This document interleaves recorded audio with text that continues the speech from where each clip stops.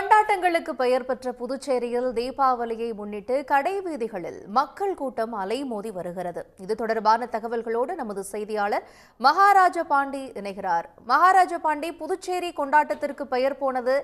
இப்போ வெளி மாவட்ட வெளிமாநில மக்களும் புதுச்சேரியில குவிஞ்சிருக்கிறாங்களா, இல்ல புதுச்சேரி மக்கள் மட்டுமே இவ்வளவு பேர் அங்கு குவிந்து இந்த கடைசி நேர பர்ச்சேஸ்ல இறங்கி இருக்காங்களா?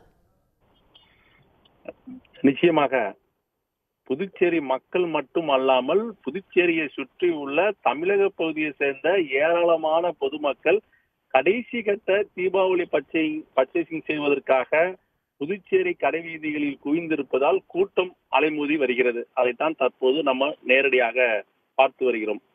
நாளை தீபாவளி பண்டிகை என்பதால் புதுச்சேரியில் தீபாவளி பண்டிகையை ஒட்டி முக்கிய கடைவீதியில் உள்ள கடைகளில் பொதுமக்கள் தங்களுக்கு தேவையான அனைத்து பொருட்களையும் வாங்கி வருகின்றனர். புதுச்சேரியில் கிராமப்புறங்களில் இருந்தும் அதே போல் பக்கத்து மாநிலமான தமிழகத்தில் விழுப்புரம், மரக்காணம், கடலூர், விருதாச்சலம், நெய்வேலி, வடலூர் உள்ளிட்ட பகுதியில் இருந்து ஏராளமான பொதுமக்கள் கடைசி நேரத்தில் தங்களுக்கு தேவையான தீபாவளி பொருட்களை வாங்க குவிந்து வருகின்றனர்.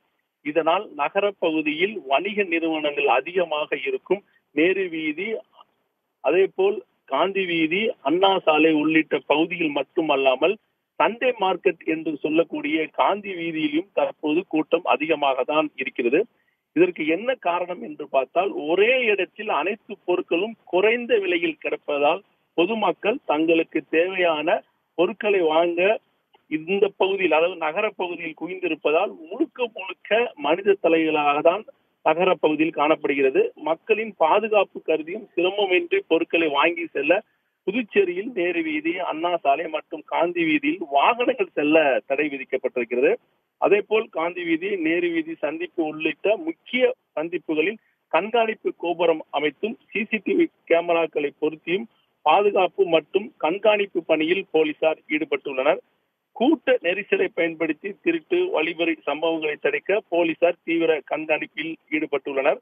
கூட்டம் அதிகமாக உள்ளதால் குற்ற செயல்களில் ஈடுபடுபவர்கள் குறித்தும் ஒலிபெருக்கியின் மூலம் காவல்துறை அடிக்கடி எச்சரிக்கை அறிவிப்பை வெளியிட்டு வருகிறார்கள்.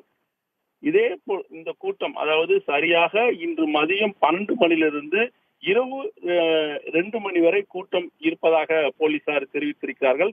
இதனால் அந்த பகுதியில் எந்தவித அசம்பாவிதமும் ஏற்படக்கூடாது என்பதற்காக காவல்துறையினர் தொடர்ந்து கண்காணிப்பில் ஈடுபட்டிருக்கிறார்கள்.